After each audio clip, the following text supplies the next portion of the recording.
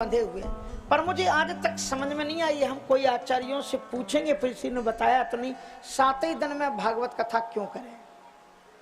राजा परीक्षित की तो स्थिति समझ में आती है, उसके पास में 8वां दिन था ही नहीं। लेकिन श्रीमद् भागवत जैसे ग्रंथ का विशिष्ट विस्तार यद्यपि श्रीमद् वल्लभाचार्य जी ने, श्रीधराचार्य जी ने और विशिष्ट आचार्यों ने किया है व्याख्याएं करके, लेकिन अगर उन आचार्यों की व्याख्याएं श्रवण करनी हो तो वस्तुतः जैसे कि राम कथा में एक चौपाई पर ही 9 दिन तक प्रवचन चलते हैं, ऐसे ही श्रीमद् भागवत को क्रम से श्रवण किया जाए। हम तो साध्वी अमृता जी को आग्रह करेंगे कि इसको 7 दिन के अंदर में ना सुने। 7 दिन टाइम निकलता है तो 7 ही दिन सुने, लेकिन जहां तक कथा पहुंच जाए। पर व्यास की भी ये शर्त होनी चाहिए कि ऐसा नहीं कि अब तो खूब अपन को छुट्टी मिली है, जो मन में आए सो इधर की कथा सुनाओ, कहीं उधर की कथा सुनाओ, तो भी कथा में ही वो डूबा हुआ रहे और यथाक्रम। और एक बात बताएं कि श्रीमद् भागवत के श्लोकों को भी खुद पढ़ना चाहिए। किसी भी राष्ट्र की सभ्यता और संस्कृति को समाप्त करना हो तो आसान तरीका है, उसकी भाषा को नष्ट कर दिया जाए। और मैकाले इसमें सफल हो गया। मैकाले इसमें सफल हो गया। उसने गुरुकुलों को बंद करवा दिया, क्योंकि गुरुकुल में गुरुकुल की तरह ब्रह्मचर्य व्रत का पालन करते हुए जब बालक पढ़ते थे तो संस्कृत पढ़ते थे। उसमें सिखाया जाता था त्वमेव माता च पिता त्वमेव, हे ईश्वर तुम ही मेरी माता हो, तुम ही मेरे पिता हो। और जब ईश्वर ही तुम्हारा माता पिता है तो माता पिता में आस्था कितनी होनी चाहिए। वेद सबसे पहले हमें शिक्षा देते हैं मातृ देवो भव, पितृदेवो भव और आचार्य देवो भव। और मैकाले के द्वारा खोले गए कॉन्वेंट इंग्लिश के जो स्कूल है, इनमें क्या सिखाया जाता है? इसमें बच्चों को माँ बाप को गाली देना सिखाया जाता है। सिखाया जाता है कि नहीं? इंग्लिश में, इंग्लिश के कॉन्वेंट में गाली देना सिखाया जाता है? बोलो, तुम पढ़ी हो ना, सिखाया जाता है। क्यों झूठ बोलती हो? कहाँ गाली देना सिखाते? आप भी तो इंग्लिश पढ़ाती हैं, सिखाते हैं। अब हम बताते हैं कैसे सिखाते हैं। जहां से इंग्लिश पढ़ना शुरू किया तो मम्मी, और मम्मी मानी क्या होता है आप जानते हो तो जान लो, नहीं तो लाश होता है। बच्चा स्कूल गया और पहले दिन आकर के बोला मम्मी मानी, माँ को मार डाला उसने, और पिता को डैडी। और पहले डैडी कहते थे, अब तो डायरेक्ट सीधे, अब कहा काय को एक ही मात्रा लगाया, सीधे ही डैड। हम पैदा हुए तुम गए। और ये है कॉन्वेंट की शिक्षा।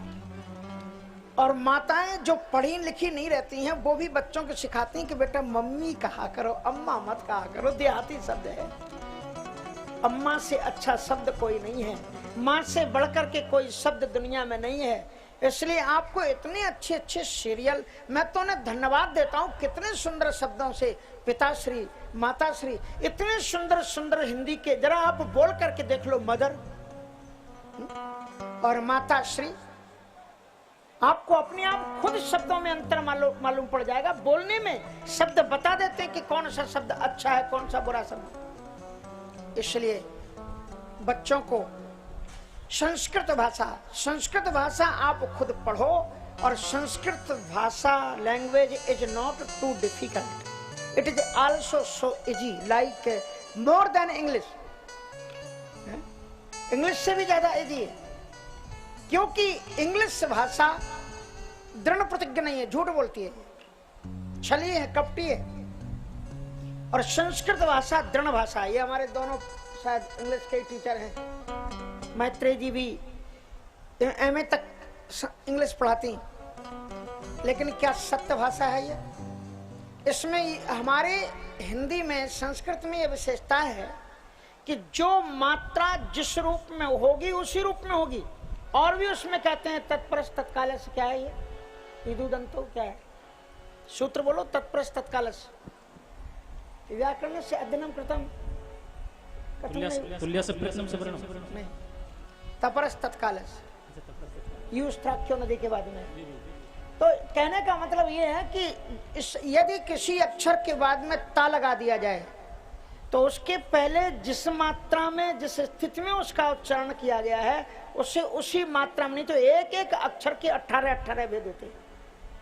पहले 9 होते हैं और उसके बाद में अनुस्वार अननुस्वार करके 9 के दुगने कर दिए जाते हैं, 18। तो अगर हिंदी में ई कहीं भी लिखी होगी, छोटी ई हरदम छोटी ई ही रहेगी, वो आ नहीं बनेगी। इंग्लिश में ऐसा हो जाता है कि ई कभी कभी मदर में ही जब आप लिखते होगे तो क्या लिखते हैं जी, बाद में ई लिखते हैं, टीएच के बाद क्या लिखते हैं मदर में, ई है ना, तो कहाँ गई ई, क्यों नहीं हुआ, तो मदीर हो जाना चाहिए था उसका, लेकिन मदर हो गया। उसी तरह से जरा इंग्लिश, चाकू की इंग्लिश से बोलो, चाकू को क्या कहते हैं इंग्लिश में, अब इसकी स्पेलिंग शुरू करो। इसके प्रारंभ में जो के है उसका मतलब क्या है, why K is here, what is reason of this word in this word. झूठ बोलती है भाषा, ये जो प्रतिज्ञा करती है कि हम ई हैं, ई से ए होगा तो कभी ए हो जाएगा, कभी ई होगा, कभी गोल ही हो जाएगी।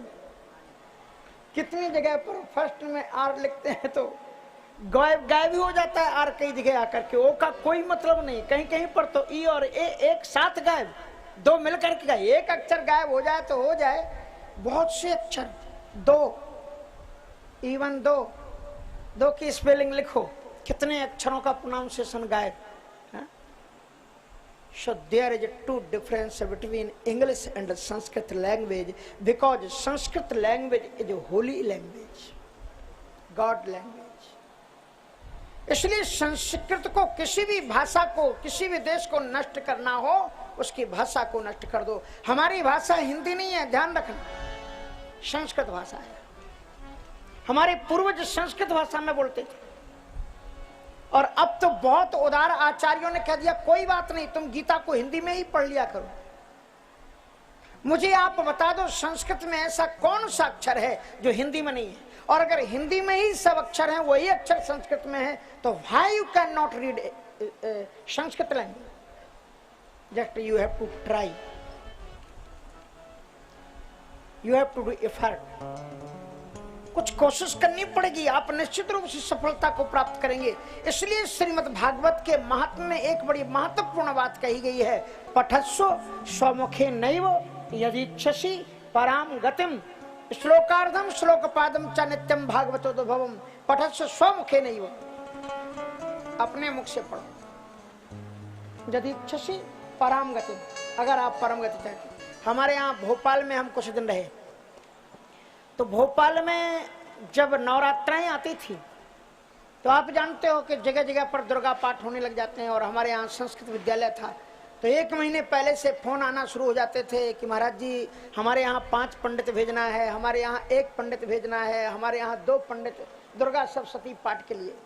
लेकिन जब एक व्यक्ति की यहाँ पर वो संयोग से, अब मेरा चेला है, उसके यहाँ पर जब पाठ के लिए भेजा जाए तो आचार्य जी को और गुरु जी को दोनों को सोचना पड़ता था, यार उसके यहाँ किसको भेजना है। उसको गाली भी देते थे, वो खुद बैठता है पाठ में, और जहां से पंडित जी ने एक श्लोक गलत किया, पंडित जी वो क्या पढ़ा आपने, और उसी समय उसको फोन लगाना, महाराज जी ये पंडित जी बदल दो, क्योंकि इनका प्रोनाउंसिएशन सही नहीं। तो कहते थे भैया शास्त्री, और दक्षिणा कोई ज्यादा नहीं, आज से सन कोई लगभग 79 और 80 के लगभग, उस समय 51 रुपीज